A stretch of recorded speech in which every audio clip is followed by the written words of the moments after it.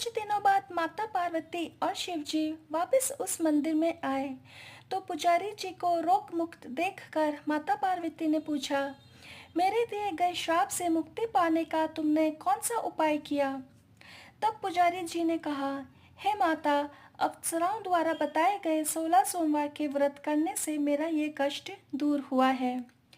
माता पार्वती ने भी 16 सोमवार का व्रत किया, जिससे उनके रूठे हुए उनके पुत्र कार्तिकेय भी अपनी माता से प्रसन्न होकर आज्ञाकारी हुए। एक दिन कार्तिकेय जी ने पूछा, हे माता, क्या कारण है कि मेरा मन सदा आपके चरणों में लगा रहता है?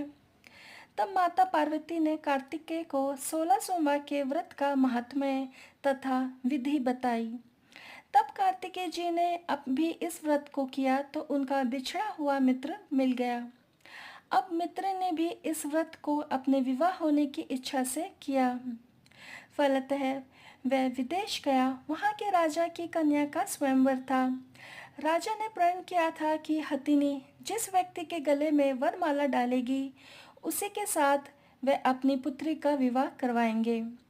ये ब्राह्मण मित्र भी स्वयंवर देखने की इच्छा से वहाँ एक ओर जा बैठा। हथिनी ने इसी ब्राह्मण मित्र को माला पहनाई तो राजा ने बड़ी धूमधाम से अपनी पुत्री राजकुमारी का विवाह उनके साथ कर दिया। तत्पश्चात दोनों सुखपूर्वक रहने लगे। एक दिन राजकन्या ने पूछा, हे नाथ, आपने ऐसा कौन सा पुण्य किया जिससे हथिनी ने आपके गले में वरमाला पहनाई? ब्राह्मण पति ने कहा, मैंने कार्तिकेय के द्वारा बताए हुए 16 सोमवार का व्रत पूर्ण विधि विधान के साथ श्रद्धा भक्ति से किया, जिसके फल के कारण मैंने तुम्हारे जैसे सौभाग्यशाली पत्नी मिली।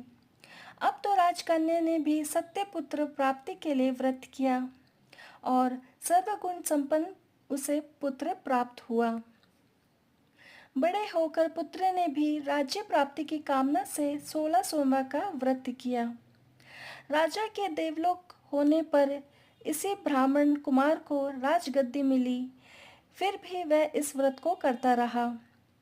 एक दिन उसने अपनी पत्नी से पूजा सामग्री शिवालय ले चलने को कहा, परंतु उसकी पत्नी ने पूजा सामग्री अपनी दासी द्वारा भिजवा दी।